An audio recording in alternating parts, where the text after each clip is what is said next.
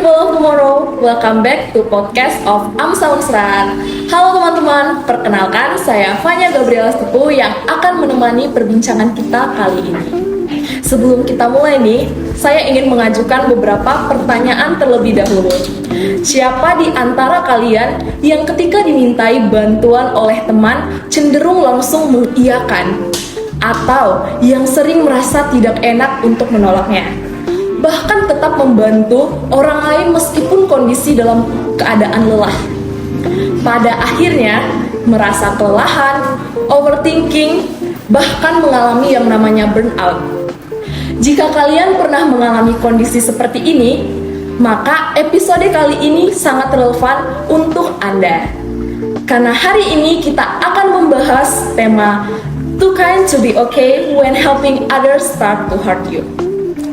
Tema ini mengangkat fenomena yang cukup sering terjadi, khususnya di kalangan mahasiswa, di mana keinginan untuk selalu membantu orang lain justru dapat menyebabkan kelelahan secara emosional. Seringkali kita merasa harus selalu hadir, selalu peduli, dan selalu bermanfaat bagi orang lain, hingga lupa bahwa diri kita sendiri juga membutuhkan yang namanya istirahat. Perlu kita ingat bahwa memiliki niat baik bukanlah hal yang keliru. Namun, tanpa diimbangi dengan batasan diri yang sehat, hal tersebut justru dapat berdampak negatif bagi diri sendiri.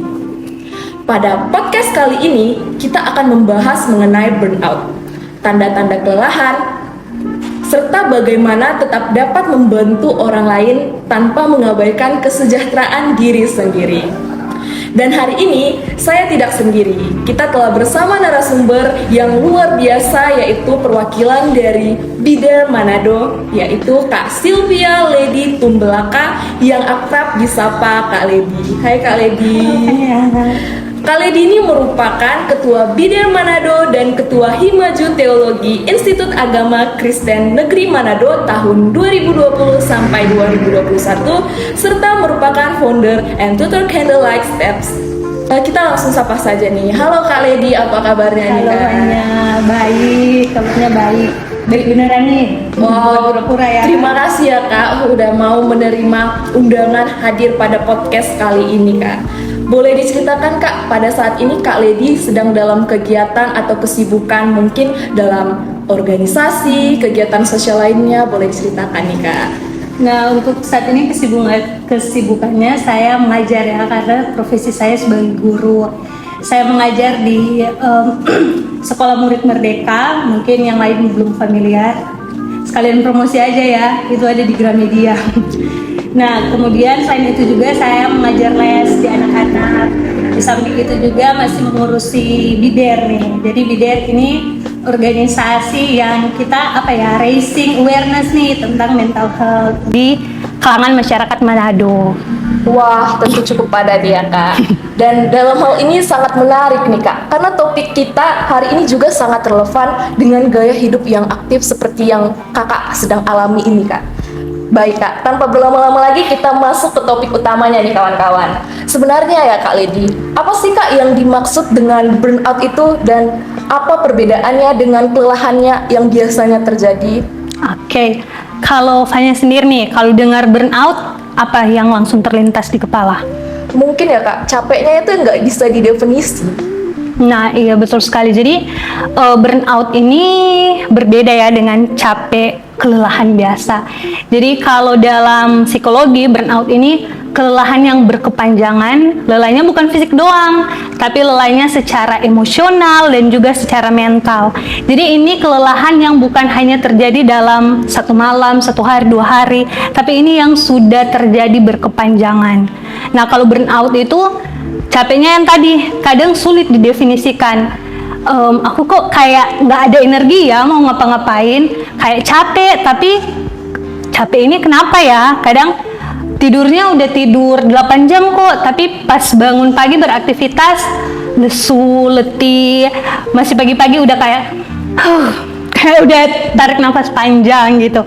Kalau capek biasa tuh kita bangun tidur udah segar, atau kalau lagi kelelahan terus kita jalan-jalan deh biar bisa stress relief gitu.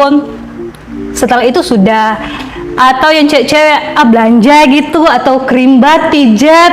Setelah melakukan aktivitas itu kelelahannya udah hilang. Tapi kalau burnout enggak. Jadi kalau burnout itu capeknya walaupun udah tidur nggak hilang, setelah bangun tidur gitu nggak fresh.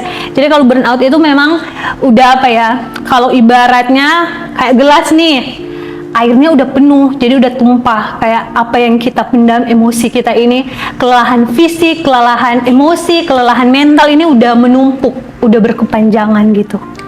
Jadi gitu kawan-kawan, burnout itu bukan hanya sekedar rasa lelah fisik, tetapi juga melibatkan kelelahan emosional yang lebih mendalam ya Kak? Iya betul. Nah Kak, kalau boleh tahu, tanda-tanda awal dari burnout yang seringkali tidak disadari nih Kak, khususnya pada mahasiswa. Nah, pada mahasiswa nih, biasanya apalagi kalau mahasiswa aktif ya, yang aktif organisasi, aktif ini itu, biasanya kita kurang aware sama kondisi kita. Tapi itu bisa jadi tanda awas ketika kita udah kehilangan motivasi nih. Biasa kita kalau lagi ada organisasi, kegiatan organisasi, semangat nih, mau ikut, mau berkontribusi, mau beraktivitas, tapi kayak kok akhir-akhir ini aku kurang semangat ya, udah kehilangan motivasi, kemudian juga merasa kewalahan, bikin apapun tuh kok kayaknya berat banget ya, kayak merasa kewalahan gitu, terus sudah mulai menarik diri nih. Jadi kalau biasanya misalkan Fanya ya sering berorganisasi, teman-teman yang lain juga suka lihat Fanya di setiap event ada nih, di setiap kegiatan ada, tapi kok akhir-akhir ini nggak kelihatan ya, kayak Fanya juga sudah mulai menarik diri. Lingkungan yang biasanya Fanya tuh suka ada di situ, tiba-tiba menarik diri gitu, menarik diri dari teman-teman, menarik diri dari organisasi. Nah, ketika sudah ada kondisi seperti itu, sudah boleh membangun kesadaran diri. Oh, ini sesuatu yang berbeda nih, sebelumnya nggak pernah terjadi, tapi akhir-akhir ini sering begini kondisinya.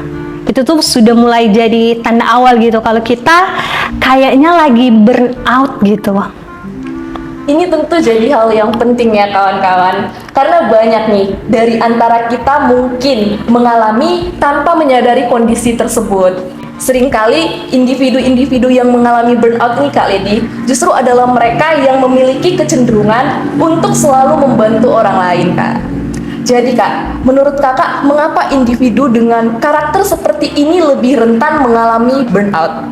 Apakah terdapat istilah seperti savior complex atau toxic altruism yang dapat menjelaskan fenomena ini Kak? Nah, kalau misalkan sebelum kita masuk ke situ ya, kalau misalkan mahasiswa aktif itu tuh jangankan mahasiswa yang aktif, mungkin yang nggak aktif juga sering mengalami itu. Kita merasa punya tekanan dari banyak hal nih, tekanan akademik, tekanan organisasi, belum tekanan lingkungan, belum tekanan keluarga, belum tekanan sosial media nih. Misalkan sosial media, kita suka scrolling, kita yang lihat profilnya dia, kita yang stres sendiri. Kok dia aktif ya, kok dia produktif ya, kok aku gini-gini aja ya. Nah, kadang kita burnout karena hal-hal tersebut, merasa terlalu banyak tekanan gitu, udah banyak mengalami banyak tekanan, kita juga akhirnya merasa bertanggung jawab atas setiap hal yang terjadi. Jadi kalau misalkan savior kompleks nih, kita akan merasa harus menyelamatkan semua orang, jadi superhero nih buat banyak orang, antara jadi superhero atau jadi pahlawan kesiangan nih. Nah, jadi kalau kayak gitu, setiap ada masalah, setiap orang yang kita kenal ada masalah, kita merasa kita harus turun tangan. Nah, dalam organisasi pun begitu, baik leadernya, mungkin leadernya sering yang kayak kalau ada masalah nih, si leader selalu merasa kayaknya aku harus turun tangan, aku yang bertanggung jawab untuk menyelamatkan semua orang yang ada di organisasi ini, untuk menyelamatkan organisasi ini. Atau kalau misalkan kita merasa bahwa kalau kita nggak tolong si dia, kita malah merasa bersalah gitu. Nah, ini yang yang akhirnya ada istilah nih savior complex gitu. Jadi kalau aku nggak bantu nanti mereka gimana ya? Yang ada di pikiran kita tuh kalau aku nggak bantu nanti mereka gimana? Padahal tidak semua hal itu adalah tanggung jawab kita. Nah, karena perasaan yang ingin membantu itu terus, kemudian nanti membantu orang tentu saja apa ya, mereka katakan tindakan yang mulia ya, tapi nanti bisa jadi toksik. Nah, pada akhirnya itu yang dinamakan toxic altruisme. Jadi kita merasa bahwa kita sudah memberikan banyak kepada orang lain sambil mengorbankan diri kita sendiri. Jadi kita merasa harus terus membantu orang lain yang awalnya ini adalah tugas mulia, akhirnya menjadi aktivitas atau kondisi yang toksik. Yang akhirnya kita berniat membantu, akhirnya lama-kelamaan merasa semua hal itu tanggung jawab kita, jadi kita harus menolong orang lain. Akhirnya kita merasa kita sudah banyak memberi sambil mengorbankan diri kita sendiri. Kita udah menyelamatkan, kita harus menyelamatkan orang lain sambil mengorbankan diri kita sendiri. Memangnya kalian Yesus? Tuh. Betul banget nih Kak. Mungkin dari kawan-kawan yang ada di sini sering mengalami hal tersebut, dapat dipahami bahwa niat baik pun dapat menjadi berlebihan apabila tidak disertai dengan kesadaran diri sendiri ya. Iya, betul. Jadi nih Kak, dalam praktiknya bagaimana kita dapat menyadari bahwa kita sudah terlalu jauh mengorbankan diri demi orang lain? Nah, kita harus bangun kesadaran kita nih. Kalau saya suka journaling, jadi nggak apa-apa kita tulis aja gitu. Hari ini merasa capek, kenapa ya? Kayak hari ini aku membantu orang, padahal sebenarnya aku nggak mau gitu. Kayak kalau misalkan perasaan itu udah muncul di pikiran kita, coba deh catat. Dalam seminggu gitu, kita observasi aja deh. Observasi kondisi kita dalam seminggu. 1 minggu ini di hari Senin, misalkan di hari Senin Fanya membantu si A. Fanya membantu dengan perasaan apa? Apakah membantu dengan tulus, dengan sukacita, atau membantu karena terpaksa? Di hari Selasa lagi, oh aku menolong atau aku menghandle tugas tanggung jawabnya si B. Kamu tulis ketika kamu melakukan itu, apa yang kamu rasakan? Kayak observasi diri sendiri aja dulu gitu. Terus akhirnya pasti bakal ketahuan dari catatan-catatan. Oh ternyata dari 10 hal menolong orang yang aku lakukan, ternyata yang aku lakukan dengan tulus dan beneran mau itu cuma 3. 7-nya itu karena merasa terpaksa, karena merasa terbeban. Kalau nggak tolong tuh merasa bersalah, merasa beban. Nah itu sudah bisa kayak, oh ini tanda-tanda ini bakal men-trigger aku burnout gitu.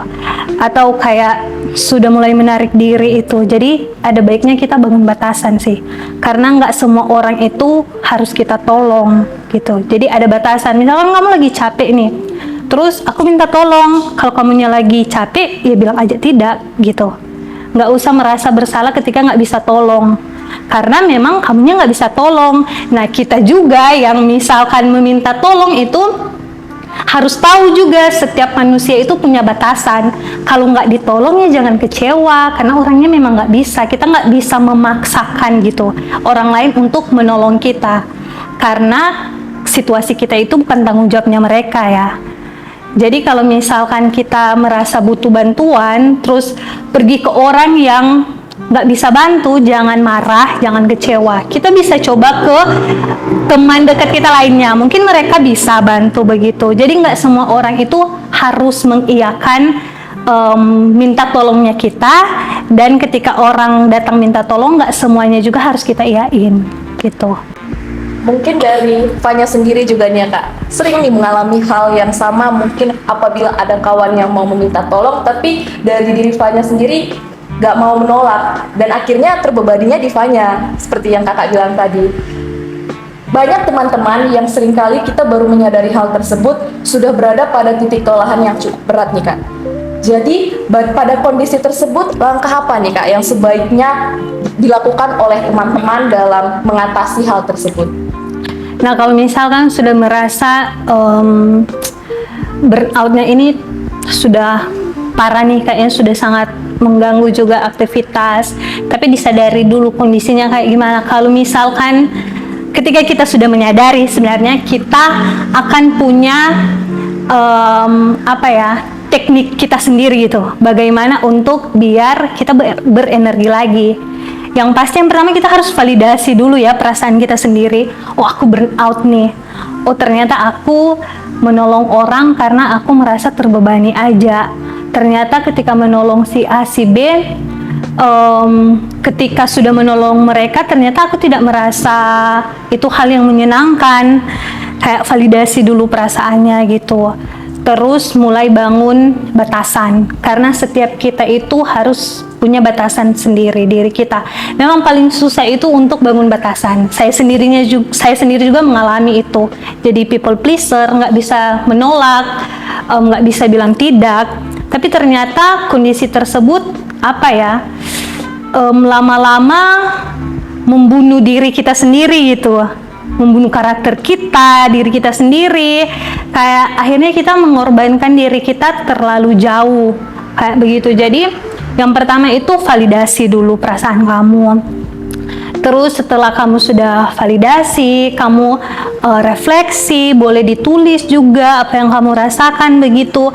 Mulai belajar dan latih untuk membangun batasan diri. Ketika ada orang minta tolong, kalau kamu nggak bisa, ya bilang aja nggak bisa.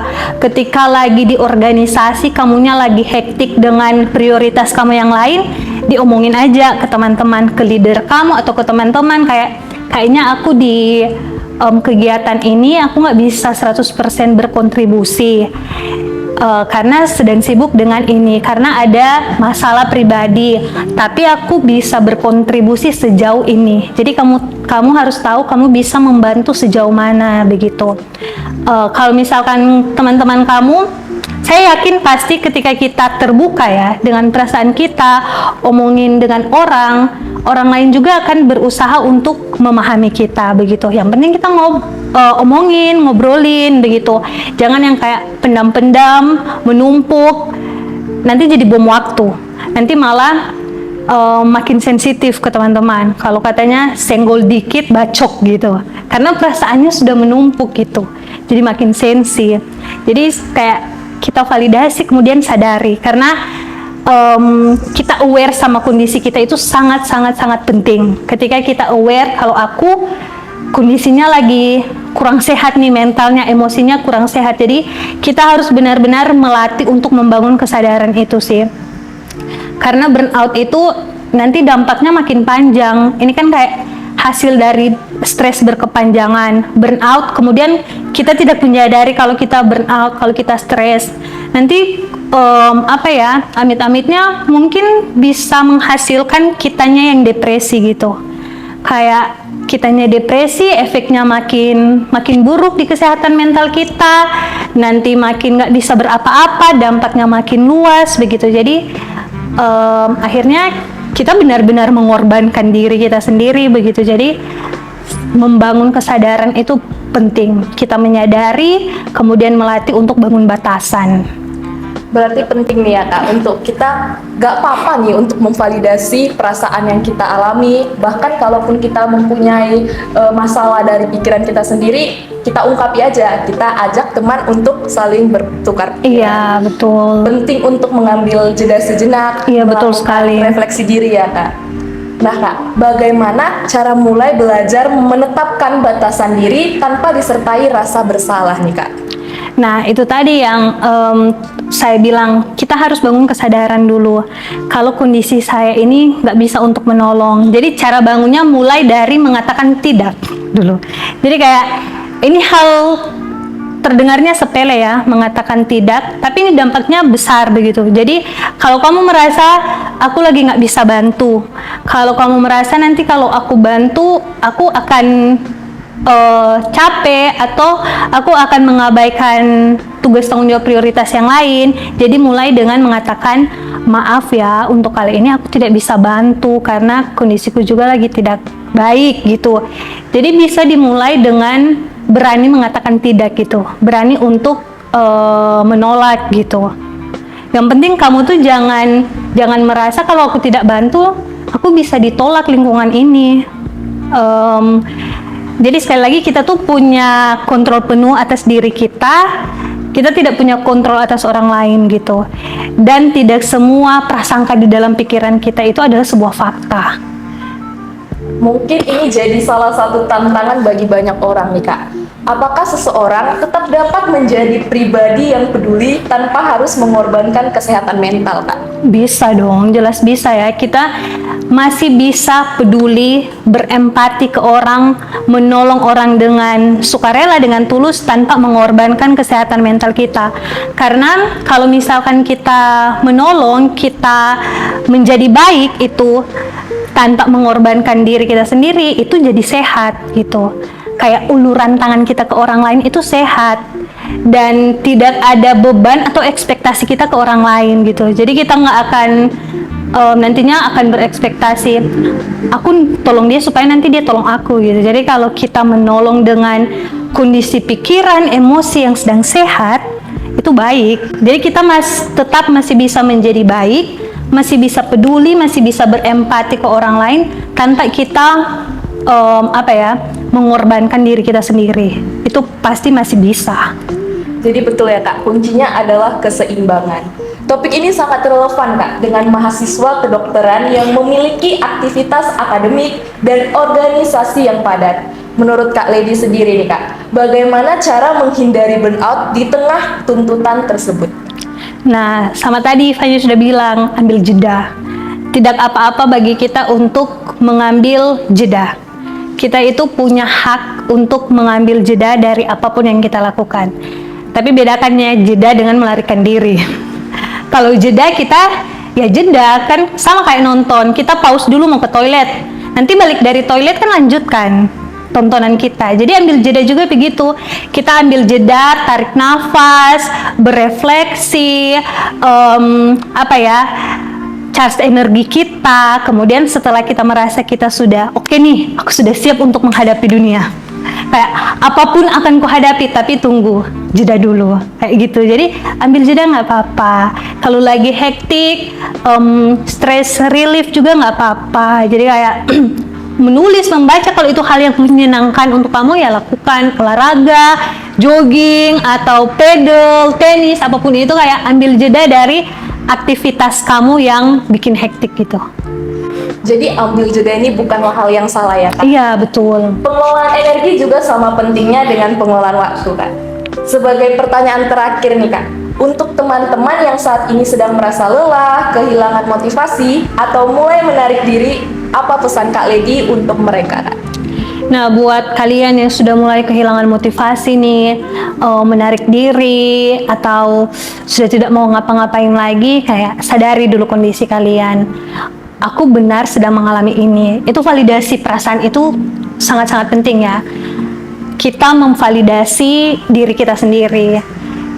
Jadi, tapi jangan tuntut dulu orang lain untuk validasi kita ya. Kayak kita memvalidasi apa yang kita rasakan. Kemudian kita menyadari, ternyata aku lagi menarik diri, triggernya ini nih, ternyata lagi burnout. Tidak apa-apa untuk mengambil jeda sejenak. Tapi sekali lagi jeda berbeda ya dengan melarikan diri. Kita ambil jeda, kita berefleksi, kita menenangkan hati, pikiran, menstabilkan emosi.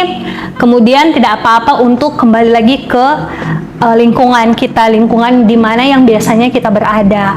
Jadi mulai juga untuk mencintai diri sendiri. Mencintai diri sendiri itu bukan hal yang egois.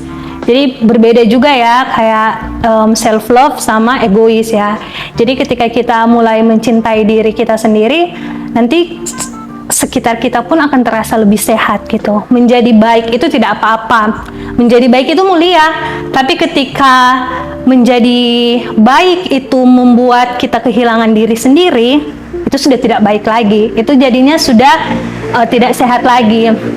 Ketika kita ingin menolong orang lain, kita tidak harus mengorbankan diri kita sendiri. Jadi ketika menolong orang lain, kita tidak harus mengorbankan diri kita sendiri. Sama yang tadi saya kayak bilang, bercanda dikit ya, itu Yesus emangnya mau menyelamatkan dunia sambil mengorbankan diri sendiri? Kita bukan ya, kita ini manusia. Jadi kamu tidak harus terluka untuk menolong orang lain.